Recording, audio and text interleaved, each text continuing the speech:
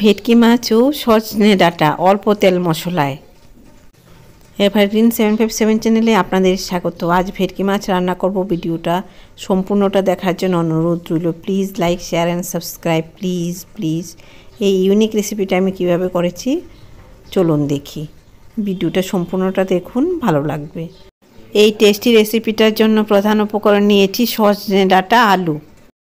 এটা রান্নার জন্য মশলা নিয়েছি পেঁয়াজ, রসুন, আদা, গোলমরিচ, মৌরি, জিরে, ধনে। এগুলি গোটাই আছে। জল দিয়ে মেশিনে পেস্ট করে নেব, শিলনোড়ায়ও করা যায়। কচি সজনে ডাঁটা, আলু ভালো করে ধুয়েছি। ভেটকি মাছ নিয়েছি। প্যান গরম করে তেল দিয়ে দিলাম। তেলটা মাখিয়ে নেব প্যানের মধ্যে। প্যান কিন্তু ভালো করে গরম করেছি, লো ফ্লেমে সময় দিয়ে গরম করে তেল দিয়ে দিলাম। তেলও গরম হয়েছে। এখন ভেটকি মাছগুলি নুন হলুদ মাখিয়ে ধুয়েছি, নুন হলুদ মাখিয়ে এই গরম তেলে দিয়ে দিচ্ছি। সবগুলি মাছ এভাবে ভাজা করে নেব। এত সুন্দর করে প্যান গরম হয়েছে যে মাছগুলি ভাঙবে না, সুন্দর ভাজা হচ্ছে। অনেক সময় মাছ ভাজা করতে গেলে মাছ ভেঙে যায়। মাছগুলি ভাজা হয়ে গেছে, তুলে নেব এখান থেকে। এই প্যানে আবার অল্প তেল দিলাম। এখন ওই যে মশলাটা পেস্ট করেছিলাম, পেঁয়াজ, রসুন, আদা, গোলমরিচ, ধনে, জিরে, মৌরি, জারটা ধুয়ে জলটা দিয়ে দিলাম। কাশ্মীরি লাল লঙ্কার গুঁড়ো দিলাম। মশলাটা এখানে নাড়াচাড়া করব, বেশি ভাজা করব না। এখন সজনে ডাঁটা, আলু দিয়ে দিলাম মশলার মধ্যে।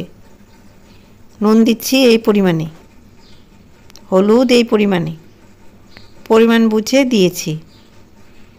এখন মশলা, সজনে ডাঁটা, আলু, নুন, হলুদ সব মিশিয়ে নিচ্ছি। পাশে গরম জল বসিয়েছি ঝোলের জন্য। এখন এগুলি ঢাকা দিয়ে কষিয়ে নেব। অল্প তেলে রান্না তো, এর জন্য এভাবে রান্নাটা করছি। মশলার মধ্যে এগুলি দিয়ে দিলাম। অল্প তেলে রান্না করছি। মাছ ভাজা আর এদিকে আলু, সজনে ডাঁটা মশলাটা লো ফ্লেমে কষিয়ে নিচ্ছি। ফ্লেমটা দেখাবো, তাহলে নতুন রাঁধুনিদের সুবিধা হবে। এই যে লো ফ্লেম, এটা খুব সুন্দর একটা রেসিপি শেয়ার করছি।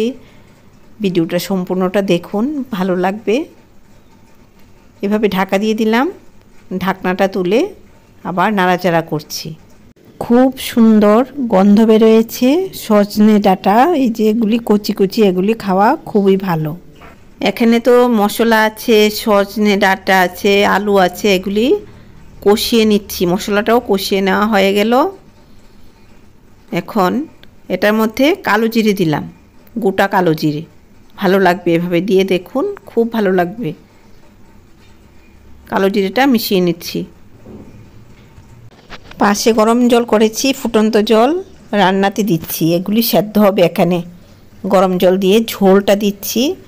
এমনভাবে ঝোলটা মানে জলটা দিয়েছি যে আলু সেদ্ধ হবে, সজনে ডাঁটা সেদ্ধ হবে, মাছও সেদ্ধ হবে, তারপর মাখো হবে। নুন দিলাম প্রয়োজনে। এখন এটা ফুটে উঠবে। হলুদ এখন দিতে হবে না, হলুদ আছে বোঝা যাচ্ছে। এটা ফুটছে। আলু সেদ্ধ হয়েছে কিনা দেখে নিতে হবে।